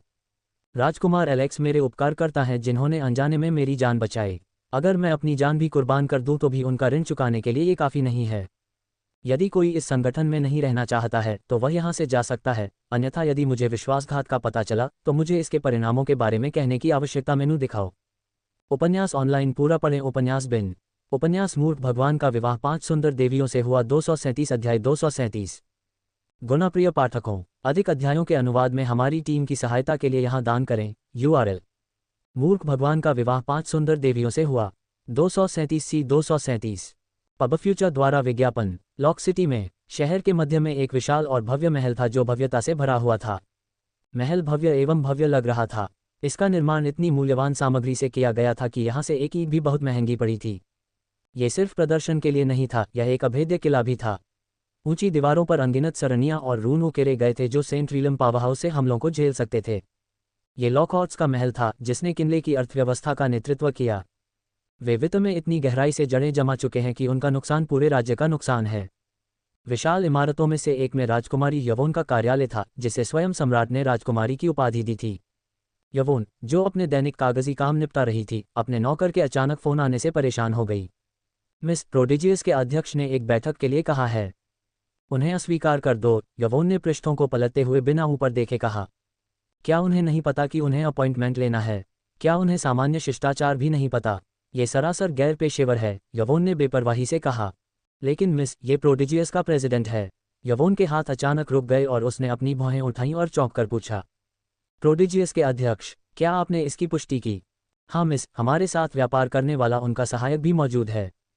पब फ्यूचर द्वारा विज्ञापन। उसने कहा कि वे किसी ज़रूरी बात पर चर्चा करना चाहते हैं और उनके पास अपॉइंटमेंट लेने का समय नहीं है। उन्हें तुरंत सहायता की ज़रूरत है। नौकर ने बड़बड़ाते हुए कहा। ठीक है, उसे अंदर भेजो। चलो उस साहसी आदमी को देखते हैं जो इतने सारे नए विचार लेकर आया है। यवोन ने आदेश दिया। नौकर ने सिर हिलाया और चला गया। यवोन ने अपनी उंगलियां आपस में फंसा लीं और गहरी सोच में डूब गई। 3 महीने पहले एक व्यापारी ने उनसे लगातार मिलने का अनुरोध किया और ऋण मांगना चाहा। उसके चारों ओर भाग्य की भारी आभा को देखने के बाद उसने उन्हें एक मौका देने का फैसला किया। कैटलॉग में दिखाए गए प्लान और मॉडल ने उसे बहुत प्रभावित किया। एक के बाद एक कई नवाचार हुए। भोजन पकाने के लिए लकड़ी के स्थान पर संपीड़ित गैस का प्रयोग, भोजन गर्म करने के लिए जादुई उपकरण, शो और नाटक बनाने के लिए विचार तथा प्रदर्शन को रिकॉर्ड करने और उसे बेचने के लिए जादुई क्रिस्टल का प्रयोग। नए फैशन के रुझान और डिज़ाइन। और सबसे प्रमुख नवीन चीज़ थी साइकिल, जो उनके लिए बहुत बिक रही थी। पहले तो उसे इस बात पर थोड़ी शंका हुई, लेकिन उस व्यक्ति के व्यक्तित्व को देखकर उसने जुआ खेलने का फैसला किया। सहायक ने उससे जमकर मोल तोल किया। उसने समझौता किया और 40% लाभ और शेयर मांगे, जो घटकर 20% शेयर रह गए। मात्र 3 महीनों में ही व्यवसाय ने लागत घटाकर लगभग $5 लाख का लाभ कमाया। और यह साइकिल एक लोकप्रिय वस्तु थी, जहां प्रत्येक टुकड़े की कीमत अनुकूलन के अनुसार 200-1000 स्वर्ण सिक्के थी। वह उस आदमी के बारे में जानने को उत्सुक थी जिसने ये सारे विचार सोचे थे, जो वास्तव में अनोखे थे, और वह उससे मिलना चाहती थी। लेकिन उसे निराशा तब हुई जब उसे काम देने से मना कर दिया गया और सहायक ने कहा कि वह किसी बीमारी के कारण स्वास्थ्य लाभ ले रहा था। अब अंततः उस व्यक्ति से मिलने का समय आ गया था। यवोन अचानक अपने विचारों से बाहर आई जब उसने दरवाजा खुलने की आवाज़ सुनी और एक आदमी उसकी मेज की ओर आया। उस आदमी ने एक बड़ी टोपी पहन रखी थी जिससे उसका चेहरा कुछ हद तक ढका हुआ था और उस पर बड़े बड़े धब्बे थे जिससे वह बेवकूफ़ लग रहा था। इसके अलावा यवोन की आंखें चौड़ी हो गईं जब उसने देखा कि उस आदमी में न तो भाग्य की आभा थी और न ही दुर्भाग्य की आभा थी। पब फ्यूचर द्वारा विज्ञापन। क्या बकवास है। वह सदमे में हौंफने लगी, लेकिन जल्दी से खुद को संभाल लिया, जबकि उसकी इंद्रियां तब भ्रमित हो गईं जब वह आदमी उसे अजीब और परिचित संकेत दे रहा था। वह आदमी थोड़ा मुस्कुराया और कुर्सी पर बैठ गया। आपसे मिलकर अच्छा लगा, मिस यवोन। क्या तुमने कभी काम की नैतिकता के बारे में नहीं सुना? तुम बस यहाँ घुस आए और मेरी सहमति का इंतजार किए बिना ही बैठ गए। मुझे बैठने के लिए आपकी अनुमति की क्या आवश्यकता है? क्योंकि तुम मुझसे मेरे दफ्तर में मिल रहे हो। अगर मैं तुम्हारे घर गया तो मुझे भी तुम्हारी इजाज़त का इंतज़ार करना पड़ेगा। इसके अलावा क्या तुम्हें नहीं पता कि किसी से मिलने से पहले तुम्हें अपॉइंटमेंट लेना पड़ता है? यवोन ने झुंझलाहट भरे स्वर में कहा। पफट। यवोन उस आदमी को जोर से हंसते देखकर हैरान रह गई। हा, ये बहुत मज़ेदार है ना? आदमी बोला और अपनी टोपी नीचे खींचकर अपने लंबे बालों को कंधे पर गिरा दिया और अपना धब्बा बाहर निकाल लिया। उसकी चमकदार लाल चमकती आंखों ने एक पल के लिए यवोन को अंधा कर दिया, जो पहले से ही अचानक हुए बदलाव से हैरान थी। आदमी ने अपने पैर मोड़ लिए और चेहरे पर घमंड और बड़ी मुस्कान के साथ बोला, मिस यवोन, एक पति को अपनी पत्नी से मिलने के लिए कब से अनुमति लेने की जरूरत पड़ने लगी? यवोन उस आदमी को अपने सामने देखकर अचंभित रह गई और उसका मुंह खुला का खुला रह गया। उसने एक क्षण के लिए अपनी आंखें झपकाईं और वह एक क्षण के लिए मंत्रमुग्ध हो गई। यह अजीब एहसास क्या है? यवोन ने बड़बड़ाते हुए कहा, जैसे ही उसके दिल की धड़कनें तेज होने लगीं और उसने महसूस किया कि एलेक्स एक अजीब कारण से चमक रहा था। ऐसा लग रहा था मानो चारों ओर तितलियां उड़ रही हों और दिल में फूल खिल गए हों। कुछ तो गड़बड़ है, यवोन ने मन ही मन सोचा और खुद को शांत करने की कोशिश करने लगी। एलेक्स उसकी प्रतिक्रिया देखकर मन ही मन मुस्कुराया। उसने यवोन पर एक स्थायी छाप छोड़ने के लिए अपने आकर्षण को अधिकतम तक बढ़ा दिया है।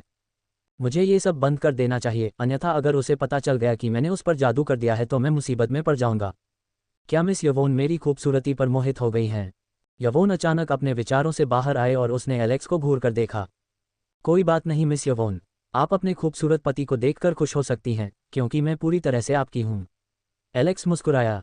आप शायद यकीन न करें मिस यवोन, जब मैं सड़क पर चलती हूँ तो लड़कियां मुझे देखने के लिए लाइन में लग जाती हैं। मैं एक ऐसी वस्तु हूँ जो बहुत ज़्यादा बिकती है और जिसकी संभावनाएं अकल्पनीय हैं। एलेक्स ने अपनी नाक रगड़ते हुए कहा। पब फ्यूचर द्वारा विज्ञापन।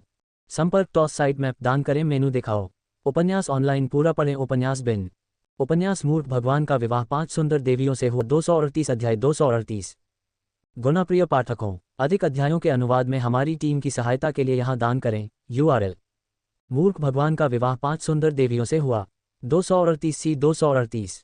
पब फ्यूचर द्वारा विज्ञापन। यवोन, जो जल्दी से अपना संयम वापस पाने में कामयाब रही, ने पूछा, रुको, तुम यहाँ क्या कर रहे हो? क्या तुम्हें एथेना के साथ चेसला में नहीं होना चाहिए? ओह, ऐसा लगता है कि तुम अपने पति पर नजर रख रही हो। कितनी अच्छी और कर्तव्यनिष्ठ पत्नी हो, एलेक्स ने मुस्कुराते हुए कहा। यवोन ने दांत पीसते हुए कहा, आपकी पत्नी कौन है? मैंने अभी तक इसे स्वीकार नहीं किया है। एलेक्स ने आह भरी और अपनी ठोड़ी उठाकर यवोन को गहरी नज़र से देखा, जिससे वह थोड़ा पीछे हट गई। क्या तुम्हें लगता है कि मुझे तुम्हारा पति बनने के लिए तुम्हारी अनुमति की ज़रूरत है, या तुम चाहती हो कि मैं तुमसे अपनी पत्नी बनने के लिए भीख मांगूं?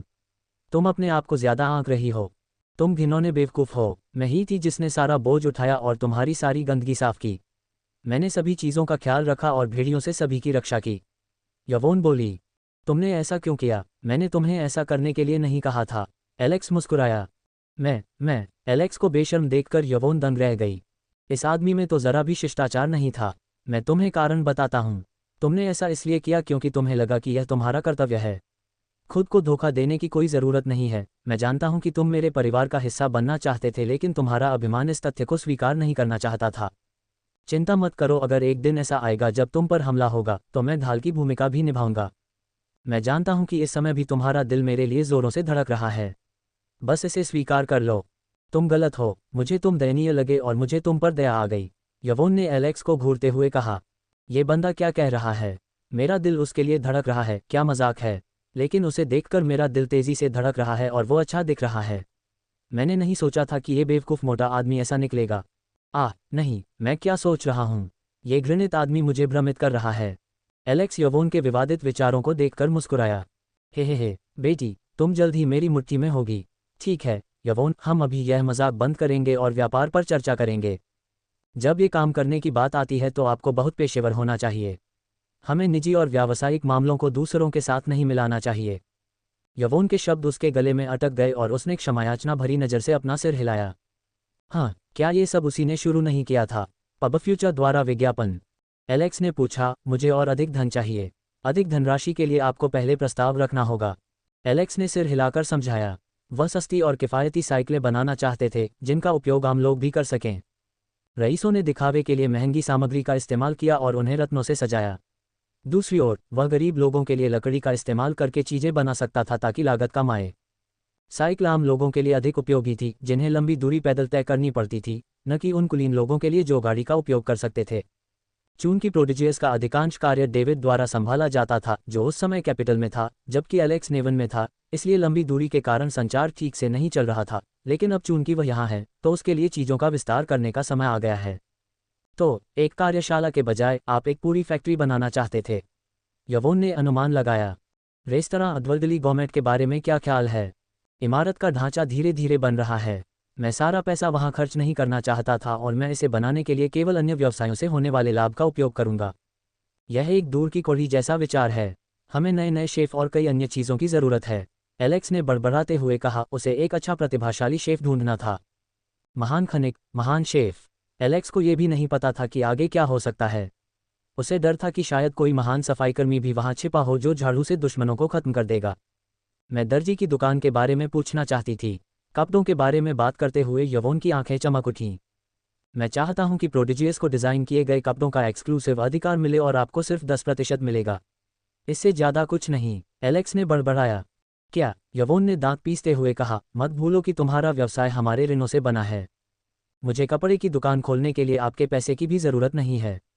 मैं एक छोटी सी दुकान से शुरुआत कर सकता हूँ। क्या तुमने मुझे एक गरीब भिखारी समझा? हम्फ, एलेक्स ने नाक भान सिकोड़ी। यात्रा में उसने पहले ही बहुत कुछ लूट लिया था और लाभ भी कमा लिया था। यवोन एक पल के लिए सोच में पड़ गई। आखिरकार वह उसे अपने साथ व्यापार करने और हिस्सा लेने के लिए समझौते पर हस्ताक्षर करने के लिए मजबूर नहीं कर सकती। चूंकि एलेक्स समूह का मुखिया था और उसे राज्य का समर्थन प्राप्त था, इसलिए उसके पास दुकान बनाने के लिए पर्याप्त धन था। यवोन ने एक क्षण सोचा और फिर मुस्कुरा दी। एलेक्स, चूंकि हम पति पत्नी हैं, जो तुम्हारा है वह मेरा भी होना चाहिए, तो क्या इसका मतलब यह नहीं है कि मैं प्रोडिजियस की महिला बॉस हूँ? यवोन ने आत्मविश्वास से एलेक्स की ओर देखा। हाँ, तुम सही कह रही हो यवोन। अगर तुम इस तरह से बात कर रही हो तो तुम निश्चित रूप से प्रोडिजियस पर अधिकार रखती हो। यवोन ने मुस्कुराकर संतोष से सिर हिलाया। पबफ्यूचर द्वारा विज्ञापन। जो मेरा है वह तुम्हारा भी है और जो तुम्हारा है वह मेरा भी है। द प्रोडिजियस तुम्हारा है और द लॉकहार्ट का व्यापारी समूह मेरा है। क्या ये सही नहीं है? हाँ, तुम सही हो। यवोन ने सिर हिलाया, लेकिन एलेक्स के शब्दों को समझते ही उसके चेहरे पर उदासी छा गई। एलेक्स ने अपनी आंखें घुमाईं और उपहास किया। क्या तुम सोचते हो कि तुम सिर्फ दूसरों के साथ व्यवहार करने में ही अच्छे हो? मैं तुम्हें बता दूं, यहाँ आने से पहले बहन एथेना ने खुद मुझे यवोन को मात देने के 5 तरीके सिखाए थे और नोट्स भी लिखे थे। एक उच्च पेशेवर शिक्षक से अध्ययन करने के बाद क्या आपको लगता है कि आपके पास कोई मौका है? काश एथेना ने मुझे और शिक्षक के कपड़े के साथ चश्मा पहना होता। मैं उसे देखकर अपनी आंखें मूंद सकता था। अलेक्सा, तुम्हें कपड़ों को बेहतर बनाने के लिए कड़ी मेहनत करनी होगी। अलेक्सा ने यवोन की अचंभित दृष्टि को देखते हुए दृढ़तापूर्वक कहा। कम से कम इसे 20% तो करो, यवोन ने सख्त नज़र से कहा। 12%, 15% और मेरे नौकर के लिए सारे कपड़े मुफ्त। सौदा, एलेक्स चिल्लाया। इसे मुफ्त नहीं माना जा सकता, क्योंकि अगर यवोन ने पहले से कपड़े पहन लिए होते तो इससे उसे बहुत प्रसिद्धि मिल सकती थी। ठीक है, मैं अब जा रहा हूँ, एलेक्स ने बड़बड़ाते हुए कहा और खड़ा हो गया। इतनी जल्दी? यवोन ने उदास भाव से कहा। क्या मेरी पत्नी चाहती है कि मैं उसके साथ जाऊं? एलेक्स ने चिढ़ाते हुए कहा। ऐसी बात नहीं है, तुम यहाँ आए हो तो तुम्हें मेरे माता पिता और भाई से मिलना चाहिए। एलेक्स का चेहरा पीला पड़ गया और उसके पैर कांपने लगे। सुबकी, मुझे फिर से धमकियां मिलने वाली हैं। नहीं, मैं आज उनसे नहीं मिल सकता। मुझे पहले अपना घमंड दिखाना होगा। आज नहीं, मैं यहाँ अनाधिकारिक तौर पर आया हूँ, इसलिए आज मिलना ठीक नहीं है। हम ज़ेनिथ में मिलेंगे क्योंकि आप सभी वहाँ जाएंगे। और कृपया इसे गुप्त रखें, एलेक्स ने बड़बड़ाते हुए कहा और खड़ा हो गया, लेकिन जाने से पहले उसने यवोन की ओर देखा। मैं आपके साथ समय बिताने के लिए उत्सुक हूँ लेडी, एलेक्स ने मुस्कुराते हुए कहा और यवोन को बाहर खींच लिया और एक कोमल चुंबन दिया। एलेक्स की हरकत से यवोन दंग रह गई और उसने तुरंत अपना हाथ वापस खींच लिया और उसे सहलाने लगी। बदमाश, यवोन ने धीरे से कहा। एलेक्स पीछे मुड़ा और चला गया। एलेक्स वहीं रुक गया और अपनी भौहें ऊपर उठाते हुए अपनी नज़रें दूसरी ओर घुमा लीं। एक बड़ी मुस्कान के साथ उन्होंने एक संक्षिप्त सिर हिलाया और धीरे से बुदबुदाया, दिलचस्प बात यह है कि लॉकहार्ट्स उतने सरल नहीं हैं जितने वे दिखते हैं। पबफ्यूचर द्वारा विज्ञापन। संपर्क टॉस साइट मैप दान करें, मेनू दिखाओ। उपन्यास ऑनलाइन पूरा पढ़ें। उपन्यास बिन। उपन्यास मूर्ख भगवान का विवाह 5 सुंदर देवियों से हुआ। 239 अध्याय 239। गुणाप्रिय पाठकों, अधिक अध्यायों के अनुवाद में हमारी टीम की सहायता के लिए यहाँ दान करें। URL। मूर्ख भगवान का विवाह 5 सुंदर देवियों से हुआ। 239 239। पबफ्यूचर द्वारा विज्ञापन। यवोन ने एलेक्स को पीछे हटते हुए देखा और घबराए हुए भाव के साथ अपने पैर पटकने लगी। वह आया और ऐसे चला गया जैसे मैं कुछ भी नहीं था। उसने मेरे बारे में क्या सोचा? मैं अगली बार उसे सबक जरूर सिखाऊंगी। यवोन ने नाक भान सिकोड़ी। लेकिन उससे पहले मुझे उस अजीब आभा के बारे में कुछ करना होगा। मुझे यकीन है कि उसने मुझे चकित करने के लिए मेरे साथ कोई चाल चली होगी, यवोन ने बड़बड़ाते हुए कहा। अल्पविराम ... एलेक्स लॉकहार्ट की हवेली से बाहर निकलते समय छिप कर रहा। ये भेष तो सबसे अच्छा नहीं था, लेकिन ये दूसरों का संदेह आकर्षित करते हुए लबादा पहनकर घूमने से 10 गुना बेहतर था। महाराज, बैठक कैसी रही? डेविड, जो अब सहायक के रूप में काम कर रहा था, घबराए हुए भाव के साथ जल्दी से भागा। सभी उच्च स्थिति वाले लोगों के साथ बातचीत करने के बाद वह जानता था कि उनका चरित्र कितना कठोर था और लेडी यवोन के साथ व्यवहार करना काफी कठिन था।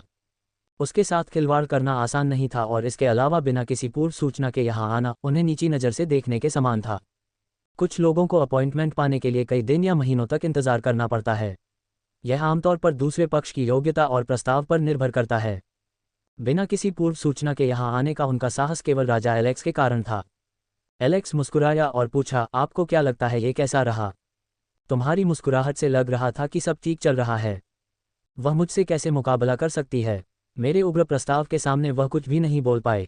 मैं इस शुगर मामा से पूरी तरह से चूस लूंगा, एलेक्स ने एक भयावह मुस्कान के साथ कहा। उसकी बातें सुनकर डेविड के होंठ फड़क उठे। पब फ्यूचर द्वारा विज्ञापन। महाराज, आपको अपनी सुरक्षा कम नहीं करनी चाहिए।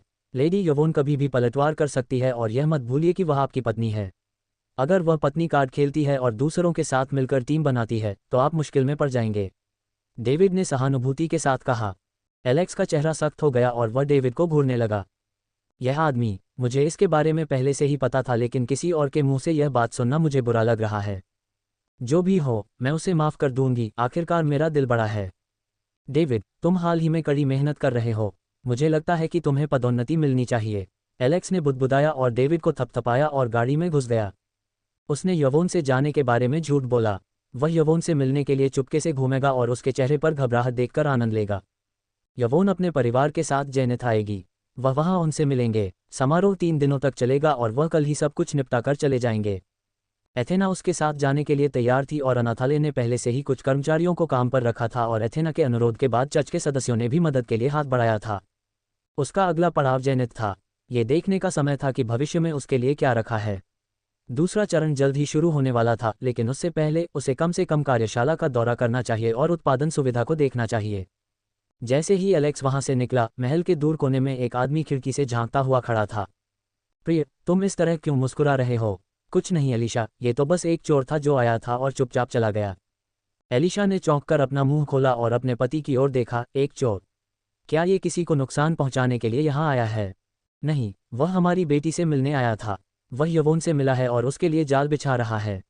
आखिर वह आदमी कौन है जो यहाँ मौत को दावत देने की हिम्मत कर रहा है? एलिशा ने सख्त नज़र से चिल्लाया। जेम्स, तुम्हें उसका ख्याल रखना चाहिए इससे पहले कि वह कुछ संदिग्ध कर सके। मेरी बेटी पहले से ही मुश्किलों से गुजर रही है। पफट, कठिन जीवन, तुम्हें मजाक करना बखूबी आता है। वह बस हुक्म चलाना ही करती है। और चोर ऐसा व्यक्ति नहीं है जिससे मैं निपट सकूं। इसके अलावा चोर जल्द ही यहाँ आ जाएगा और हमारी कीमती चीज़ें चुरा लेगा। क्या वह चोरी करने जा रहा है और तुम मूर्खों की तरह हंस रहे हो? जेम्स, मैं तुम्हें चेतावनी दे रहा हूं कि अगर तुमने अब भी मूर्ख बनने की हिम्मत की तो 1 साल तक तुम्हें फर्श पर सोना पड़ेगा। जेम्स, जो अच्छे मूड में था, अचानक लड़खड़ाया और लगभग पीछे गिर गया। पब फ्यूचर द्वारा विज्ञापन। उसकी पत्नी निश्चित रूप से बहुत खूंखार है। एक बार जब उसने उसका राक्षसी रूप देखा तो उसे भी डर के मारे रेंगना पड़ा। खांसी खांसी, उसने अजीब तरह से खांसते हुए कहा, वह चोर तुम्हारा दामाद एलिशा है। क्या तुम चाहती हो कि मैं उससे निपट लूं और तुम्हारी बेटी को विधवा बना दूं? ओह, तो यह एलेक्स है। मैंने सुना है कि वह बहुत बढ़िया बड़ा हो गया है। अब उसे परखने का समय आ गया है और अगर संभव हो तो हमें उसके लिए चीज़ें थोड़ी मुश्किल बना देनी चाहिए। हमें अपनी बेटी को आसानी से उसके चंगुल में नहीं फंसने देना चाहिए। एलिशा चंचल थी।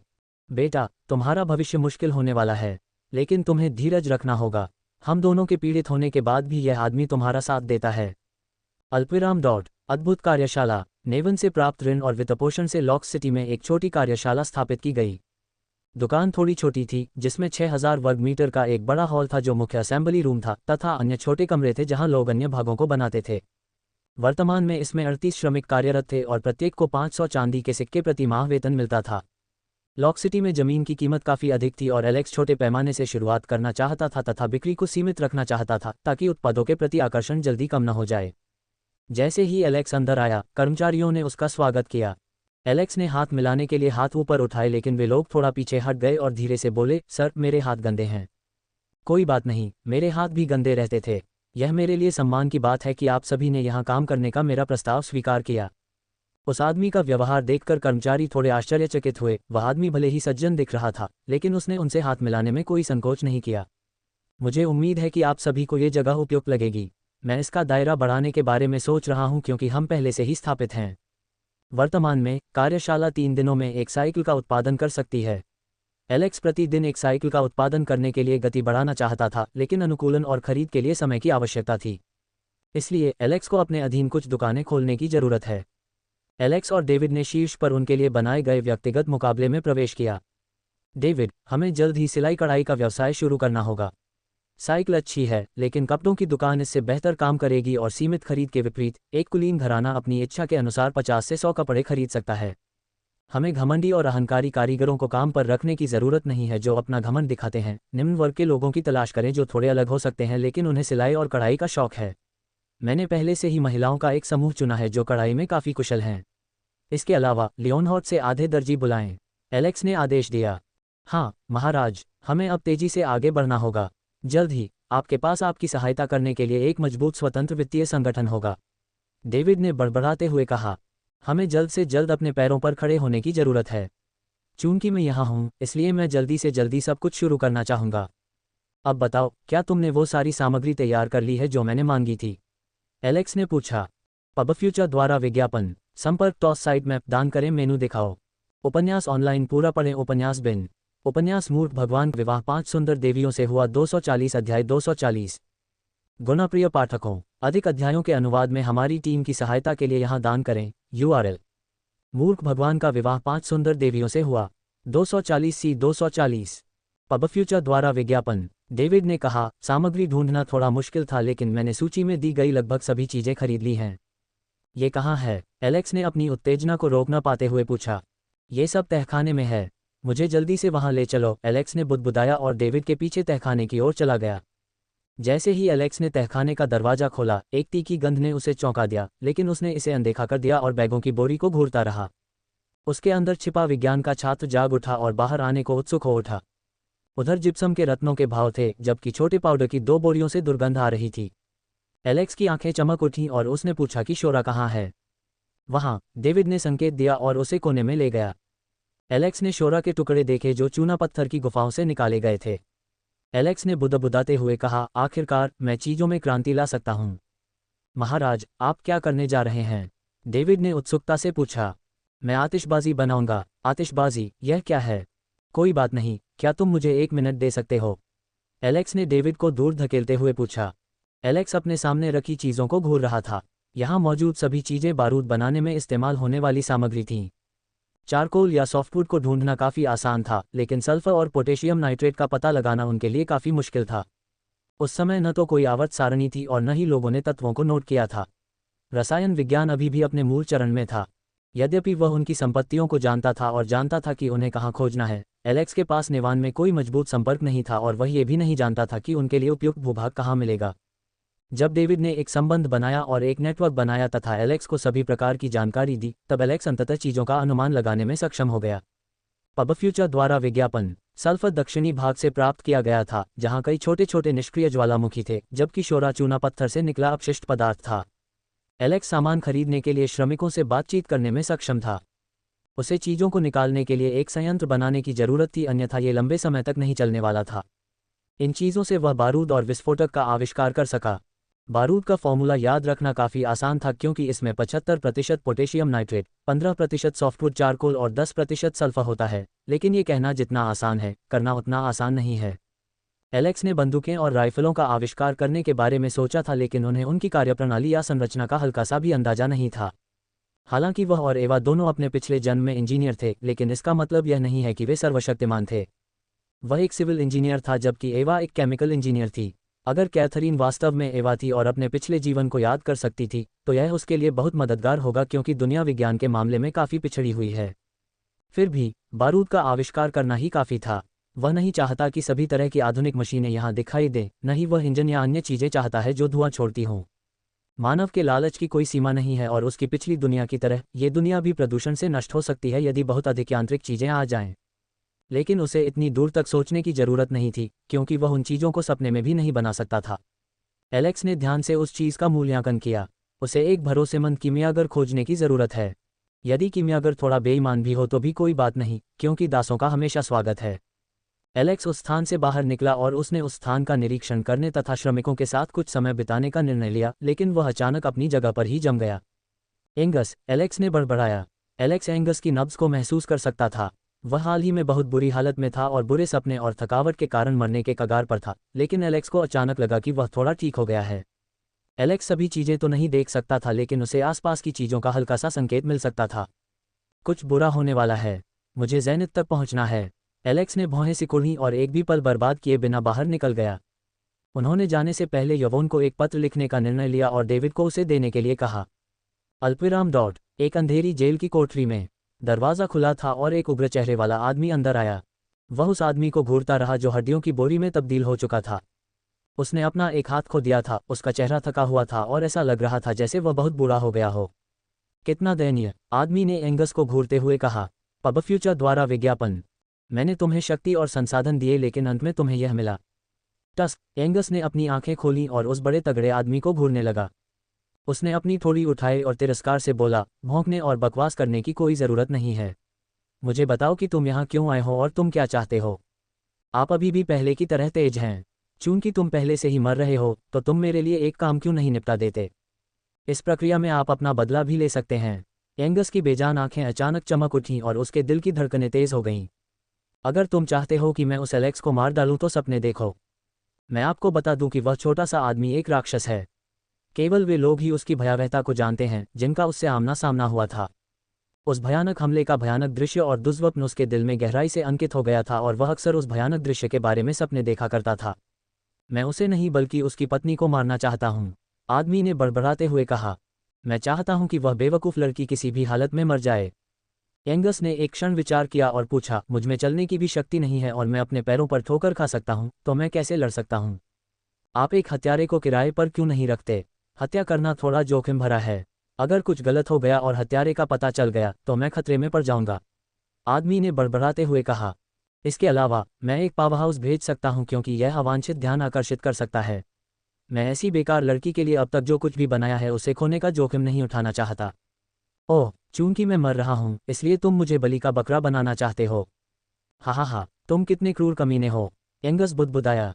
वह आदमी फिर कुछ नहीं बोला और गोली निकालकर उसे दे दी। ये गोली ले लो, यह आपकी सारी जीवन शक्ति को ताकत में बदल देगी और आपको एक मजबूत बढ़ावा देगी, लेकिन इसका असर 1.5 दिन तक रहेगा।